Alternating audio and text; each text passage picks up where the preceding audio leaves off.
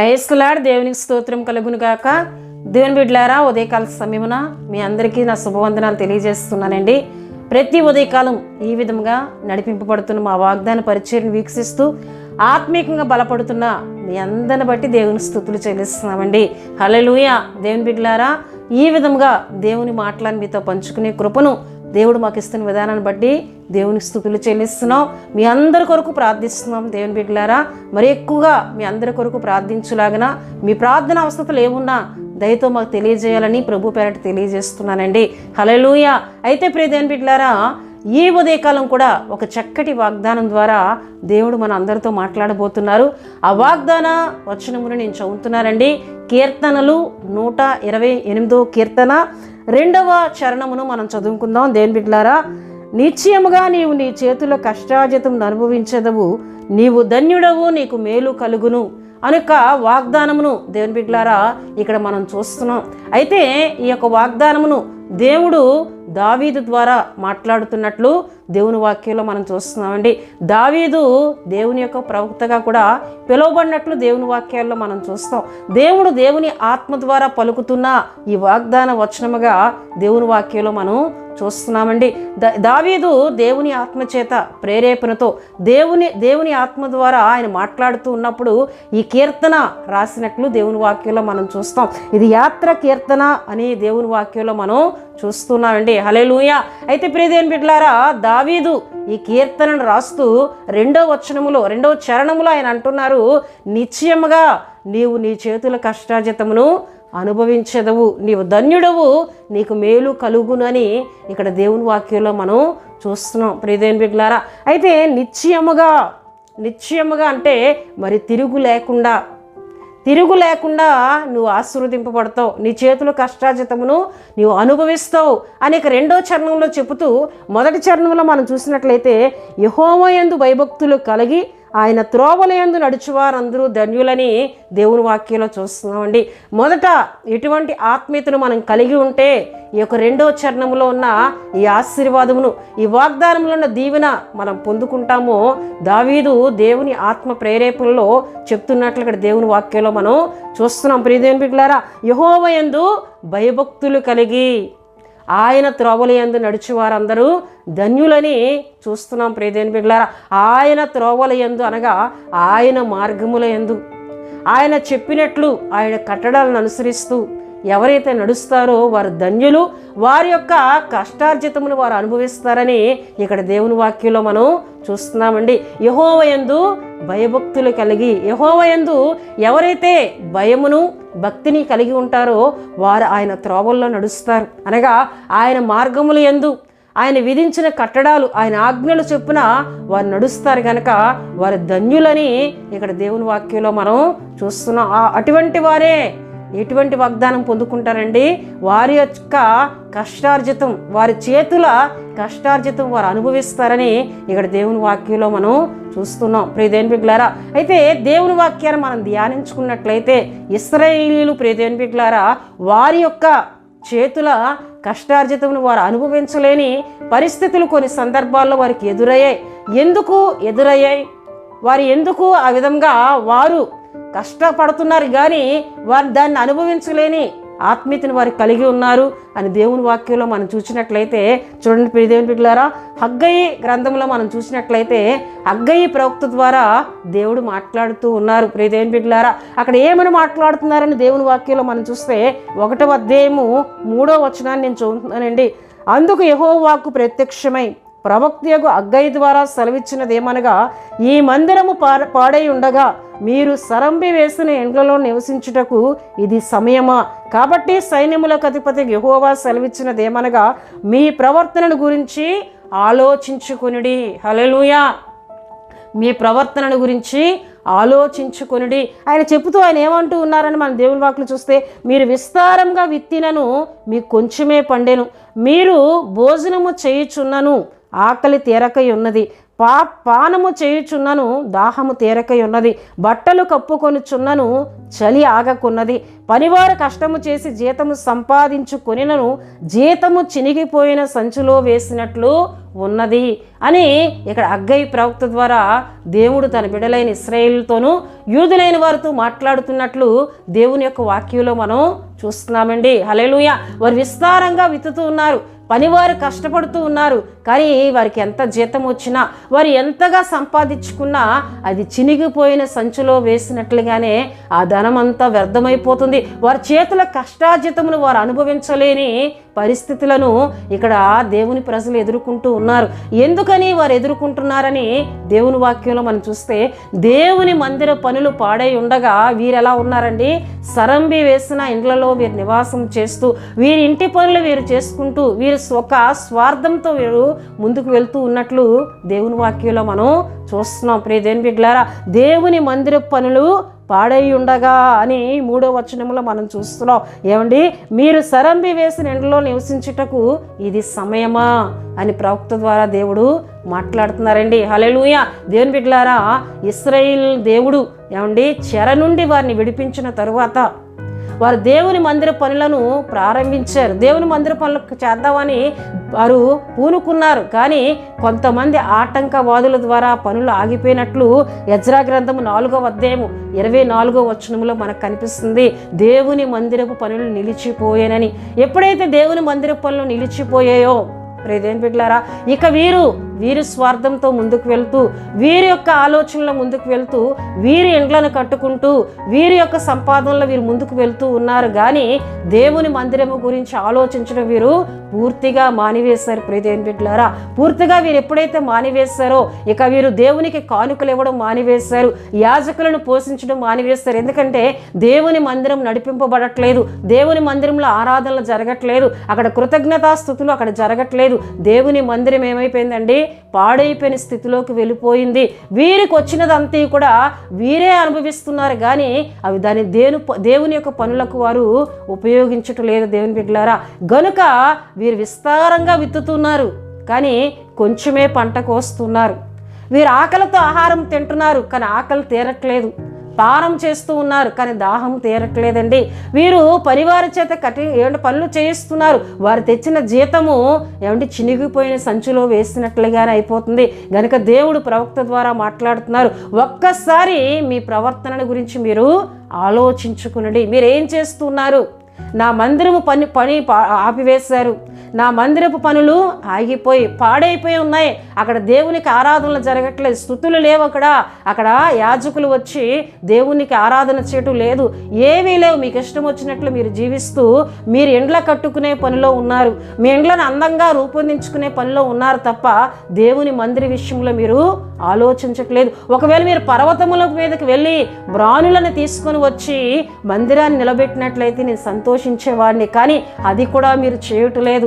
మందిరం వైపు అసలు మీకు అనుదృష్టి లేదు, మందిర విషయంలో మీకు ఆసక్తి లేదు, గనుకనే మీరు ఇటువంటి స్థితిని అనుభవిస్తూ ఉన్నారు, మీ కష్టార్జితాన్ని మీరు అనుభవించలేకపోతున్నారని దేవుడు ప్రవక్త ద్వారా మాట్లాడినప్పుడు దేవుని బిడ్డలారా, దీని విషయమే అక్కడ జెరుబ్బేలు, అంతేకాకుండా కొంతమంది ప్రవక్తలైన వారు అందరూ కూడా ఈ మాటలు జనులందరూ వినినప్పుడు వెంటనే వారు ఏం చేశారంట? చూడండి, అక్కడే మనకు దేవుని వాక్యంలో కనిపిస్తుందండి. 12వ వచనంలో, షయల్తీయేలు కుమారుడైన జెరుబ్బేలును యెహోజాదాకు కుమారుడును ప్రధాన యాజకుడునగు యెహోషువయును శేషించిన జనులందరూ తమ దేవుడైన యెహోవా మాటలను ఆలకించి తమ దేవుడైన యెహోవా ప్రవక్త అయిన హగ్గయి పంపించి తెలియజేసిన వార్త విని యెహోవాయందు భయభక్తులు పూనిరి. హల్లెలూయా, హల్లెలూయా. ఆ మాటలు వారు విన్నప్పుడు నిజమే మాకు ఆశీర్వాదం కనిపించట్లేదు, మేము మందిర విషయంలో ఇటువంటి మనసు మేము కలిగి ఉన్నామని మరలా వారు పశ్చాత్తాపడి దేవుని యందు వీరు ఏంటండి భయభక్తులు నిలిపే పనిలోకి వెళ్ళారు. దేవునికి భయపడుతున్నారు. నిజమే, దేవుని మనం పక్కన పెట్టి, దేవుని పనులను పక్కన పెట్టి, మందిర పనులను పక్కన పెట్టి మన సొంత కార్యాల్లో మనం ముందుకు వెళ్తే ఏ ఆశీర్వాదం మనం చూడలేకపోతున్నాం. మనం ఎలా అయినా మరలా దేవుని పనిని ప్రారంభించాలని మరలా వారు ఆయన యందు భయభక్తులు కలిగి ఉండడానికి ఎప్పుడైతే పూనుకున్నారో దేవుని బిడ్డలారా, దేవుడు ఈ విధంగా మాట్లాడుతున్నారని దేవుని వాక్యంలో చూస్తే 13వ వచనం, అప్పుడు యెహోవా దూత అయిన హగ్గయి యెహోవా తెలియజేసిన వార్తను బట్టి జనులకు ప్రకటించినదేమనగా, నేను మీకు తోడుగా ఉన్నాను, ఇదే యెహోవా వాక్కు. హల్లెలూయా. నేను మీకు తోడుగా ఉన్నానని దేవుడు ఎప్పుడు మాట్లాడుతున్నారండి? మరలా వారు యెహోవా యందు ఎప్పుడైతే భయభక్తులు కలిగి మరలా దేవుని మందిర పని విషయంలో వారు ఆసక్తి కలిగి ముందుకు వచ్చారో ఇప్పుడు దేవుడు తన ప్రవక్త ద్వారా మరలా మాట్లాడుతున్నారు, నేను మీకు తోడుగా ఉన్నాను అన్నప్పుడు మరలా వారు ఏం చేశారంట ప్రియదేవుని బిడ్డలారా? చూడండి 15వ వచనములో మనం చూస్తున్నట్లయితే, రాజైన దర్యావేసు యొక్క ఏలుబడి యందు 2వ సంవత్సరమున 6వ నెల 24వ దినమున సైన్యములకు అధిపతియగు తమ దేవుని మందిరపు పని చెయ్య మొదలుపెట్టిరి. హల్లెలూయా. మరలా దేవుని మందిర పనిని ఏం చేశారండి? వారు మొదలుపెట్టారు. దేవుని బిడ్డలారా, ఎప్పుడైతే దేవుని మందిర పనిని వారు మొదలుపెట్టారో ఇప్పుడు వారు చేస్తున్న ప్రతి దాని మీద దేవుని ఆశీర్వాదం ఉన్నట్లు దేవుని వాక్యంలో చూస్తున్నాం. చూడండి, హగ్గయి గ్రంథం 2:19 చూసినట్లయితే, కొట్లలో ధాన్యం ఉన్నదా, ద్రాక్ష చెట్లైనను అంజూరపు చెట్లైనను దానిమ్మ చెట్లైనను ఒలీవ చెట్లైనను ఫలించకపోయిన కదా, అయితే ఇది మొదలుకొని నేను మిమ్మును ఆశీర్వదించెదను. హల్లెలూయా. ఇది మొదలుకొని ఎప్పుడైతే మరలా వారు దేవుని పని చేయాలని దేవుని మందిర పనులు మొదలుపెట్టారో ఇప్పుడు దేవుడు మాట్లాడుతున్నారు, ఇవన్నీ లేకపోయాయి కదా, అయితే ఇది మొదలుకొని మరలా ఈ పంట అంతటినీ మీరు చూస్తారు, ఆశీర్వాదాన్ని మీరు చూస్తారు, మీ పనులన్నింటిలో నేను మీకు తోడుగా ఉంటానని దేవుడు మాట్లాడుతున్నట్లు దేవుని వాక్యంలో మనం చూస్తున్నామండి. హల్లెలూయా. దేవుని బిడ్డలారా, ఆయన యందు భయభక్తులు కలిగి ఆయన పని విషయంలో ఎవరైతే ఆసక్తి కలిగి ఉంటారో, మందిర విషయంలో ఎవరైతే ఆసక్తి కలిగి ఉంటారో వారి యొక్క కష్టాజితములు ఏమవుతాయండి? దీవించబడతాయి. హల్లెలూయా.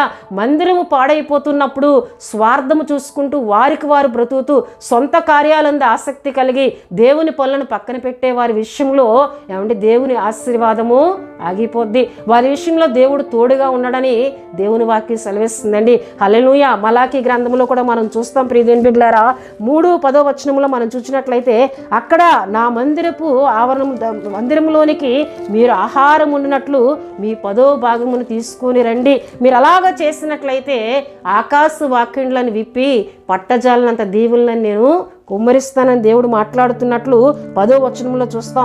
నా మందిరంలో ఆహారం ఉండినట్లు 10వ భాగమంతయు మీరు నా మందిరపు నిధిలోనికి తీసుకుని రండి. దీన్ని చేసి మీరు నన్ను శోధించిన ఎడల నేను ఆకాశ వాక్యములను విప్పి పట్టజాలనంత విస్తారంగా దీవులను కుమ్మరించదనని సైన్యములకు అధిపతి యెహోవా సెలవిచ్చున్నాడు. మీ పంటను తినివేయు పురుగులను నేను గద్దించదను, అవి మీ భూమి పంటను నాశనము చేయవు. మీ ద్రాక్ష చెట్లు ఆ కాలంపు ఫలములు రాల్పకుండా సైన్యములకు అధిపతి యెహోవా సెలవిచ్చున్నాడు. హల్లెలూయా. హల్లెలూయా. ఎప్పుడైతే దేవుని మందిరంలోనికి 10వ భాగమును తీసుకొని వస్తారో, మీకు దేవుడిచ్చిన కష్టాజితములో నుంచి 10వ భాగమును దేవుని మందిరంలోని తీసుకొని వచ్చి వాటిని కరెక్ట్గా ఎవరైతే దేవుని సన్నిధిలో అర్పిస్తూ ఉంటారో వారి విషయంలో దేవుడు అంటున్నారు, మిమ్మల్ని పాడు చేసే వాటిని నేను గద్దిస్తాను, మీ పంటను పాడు చేసే పురుగులను నేను గద్దిస్తాను, మీ కాలంలో పండుచున్న పంటలు ఆకులు రాలిపోకుండా అవి పాడైపోకుండా దాని కాలమందు ఫలించేటట్లు నేను చేస్తాను అని ఇక్కడ దేవుడు మాట్లాడుతున్నట్లు దేవుని యొక్క వాక్యంలో మనం చూస్తున్నామండి. హల్లెలూయా. హల్లెలూయా. దేవుని బిడ్డలారా, నిశ్చయముగా నీవు నీ చేతుల కష్టాజితము ఎప్పుడు అనుభవించగలవంటే ఆయన యందు భయభక్తులు కలిగి ఆయన మార్గములో ఆయన త్రోవల్లో ఆయన నియమించిన కట్టడాల్లో ఆయన ఆజ్ఞలలో ఎవరైతే గైకుంటారో వారి యొక్క కష్టాజితములు ఆశీర్వదింపబడతాయని, నిశ్చయముగా దీవించబడతాయని, వాటిని వారు అనుభవిస్తారని దేవుడు తన వాగ్దానం ద్వారా ఈ ఉదయకాల సమయంలో ఆయన మాట్లాడుతున్నారండి. హల్లెలూయా. హల్లెలూయా. గనుక ప్రియదేవుని బిడ్డలారా, మన సొంత కార్యములందు ఎంత ఆసక్తి కలిగి మనం ఉంటున్నామో దేవుని మందిర విషయంలోను, దేవుని పనుల విషయంలోను, దైవజనుల పోషణ విషయంలోను, దశంభాగములు ఇచ్చే విషయంలోను, నీకు దేవుడిస్తున్న ప్రతి దానిలోని కూడా 10వ భాగమును తెచ్చి దేవుని మందిరంలో అర్పించి ఎప్పుడైతే ఇటువంటి ఆత్మీయత నువ్వు కలిగి ఉంటావో నీ చేతుల కష్టాజితము నీవు అనుభవిస్తావు. అది చిల్లి సంచిలో వేసినట్లు అది వ్యర్థముగా పోదు. ప్రియదేవుని బిడ్డలారా, కొంతమంది ఎంత సంపాదించినా ఆ ధనమంతా కూడా వైద్యులకు వెళ్ళిపోతుంటుంది, అనారోగ్యాలకు వెళ్ళిపోతుంటుంది. మేము ఎంత సంపాదిస్తూ ఉన్నాం, ఇంట్లో ఎవరికో ఒకరికి ఏదో అనారోగ్యం కలుగుతుంది, ఈ ధనమంతా కూడా మాక వైద్యం కొరకు అయిపోతుందని కొన్ని కుటుంబాలు చెప్పి రోధిస్తూ ఉంటాయి. ప్రియదేవుని బిడ్డలారా, ఆ విధంగా నీ ధనం వ్యర్థము కాకుండా నీ కష్ట కష్టాజితము నీవే అనుభవించేటట్లు నువ్వెప్పుడు దీవించబడతావంటే దేవుడు చెప్పినట్లు నువ్వు చేస్తూ దేవుని మందిరంలోనికి 10వ అర్పణను తీసుకొని వచ్చి దేవుని మందిర విషయంలో ఆసక్తి కలిగి నీ ఉండినట్లయితే నిన్ను ఆయన ఆశీర్వదిస్తానని, నీవు నీ కష్టాజితం అనుభవించేటట్లు చేస్తానని ఉదయకాల సమయంలో ఆయన తన వాగ్దానం ద్వారా మాట్లాడుతూ ఉన్నారు. కనుక ప్రియదేవుని బిడ్డలారా, ఈ వాగ్దానంలో ప్రతి దీవెన మీరు పొందుకోవాలని ప్రభు సేవకురాలుగా మీకు తెలియజేస్తూ ఈ వాగ్దాన మాటలను నేను ముగిస్తూ ఉన్నానండి. దేవుని బిడ్డలారా, మీ అందరి కొరకు నేను ప్రార్థిస్తూ ఉన్నాను. ప్రతి ఒక్కరూ కండ్లు మూసుకొని తల వంచి ప్రార్థనలో నాతో ఏకీభించాలని ప్రభు పేరట తెలియజేస్తున్నానండి. మహాపరిశుద్ధుడైన తండ్రి, ప్రేమ కలిగిన యేసయ్యా నీకు స్తోత్రాలు చెల్లిస్తున్నాను నాయన. పరిశుద్ధుడా నీకు వందనాలు చెల్లిస్తున్నానయ్యా. ఇగో నాయన ఉదయకాల సమయంలో చక్కటి వాగ్దానం ద్వారా మా అందరితో మీరు మాట్లాడుతూ ఉన్నారు. మీకు స్తోత్రాలు ప్రభువా. ఎవరైతే మీ యందు భయభక్తులు కలిగి మీ త్రోవల్లో నడుస్తారో వారి యొక్క చేతుల కష్టాజితములు వారు అనుభవిస్తారని ఇగో నాయన ఆ దినం రాజైన ప్రవక్త అయిన దావీదు గారి ద్వారా ఆత్మ ప్రేరేపుల్లో మీరు మాట్లాడుతూ ఉన్నారు. మీకు స్తుతులు చెల్లిస్తున్నాను ప్రభువా. ఇగో నాయన ఏ విధంగా మేము ఉంటే, ఎటువంటి ఆత్మీయతను మేము కలిగి ఉంటే మా కష్టాజితాలు మేము అనుభవిస్తామో ఎన్నో వాక్యాల ద్వారా మా అందరితో మీరు మాట్లాడారు. నీకు స్తుతులు చెల్లిస్తున్నాను. ఇటువంటి ఆత్మీయతను కలిగి ప్రభువా నీవిచ్చిన ఆశీర్వాదాలు ప్రతి ఒక్కరూ పొందుకోవడానికి సహాయం చేయండి. ఈ వాగ్దాన మాటలు విన్నా బిడ్డలందరినీ దీవించమని సన్నిధిలో ప్రార్థిస్తున్నాను. పరిశుద్ధాత్మ దేవానికి స్తోత్రాలు అయ్యా. ఈ దినమంతా నీ కృప, నీ కాపుదల, మీ సంరక్షణ, నీ తోడు నీ బిడ్డలందరికీ దయచేయండి. ఎవరైనా బలహీనలుగా ఉన్నట్లయితే ప్రభు మీ గాయపడిన హస్తం ద్వారా వారి సర్వ శరీరాలు మీరు ముట్టండి. ప్రతి ఒక్కరి ఆరోగ్యములను దీవించమని ప్రార్థిస్తూ ఉన్నాను. తండ్రి నీకు వందనాలు. ఎవరైనా ఏదైనా కార్యములు పూనుకుంటే వాటిలో తోడుగా ఉండండి, సఫలతనివ్వండి ప్రభు. వారు చేస్తున్న ప్రతి పనిలో మీ సన్నిధిని తోడుగా ఉంచమని ప్రార్థిస్తూ ఉన్నాను. తండ్రి నీకు వందనాలు. ఈ దిన ప్రయాణాలన్నింటిలో రాకపోకల్లో మీ సన్నిధిని తోడుగా ఉంచమని, దుష్టుడికి ఎవరి మీద అధికారం లేకుండా ప్రభా నీ బిడ్డలైన వారందరి చుట్టూ మీ రక్త ప్రోక్షణ, మీ సన్నిధి, మీ దేవదూతల భద్రతను దినమంతా ఉంచి నడిపించమని యేసు నామములో అడుగుచున్నాం తండ్రి. ఆమేన్. యేసు రక్తమే జయం, ప్రభు రక్తమే జయం. ప్రభు రక్తం సంపూర్ణమైనది. అపవాది క్రియలకనంత నాశనం కలుగునుగాక. ఆమేన్, ఆమేన్, ఆమేన్. దేవుడు మిమ్ములను మీ కుటుంబములను దీవించునుగాక. ఆమేన్.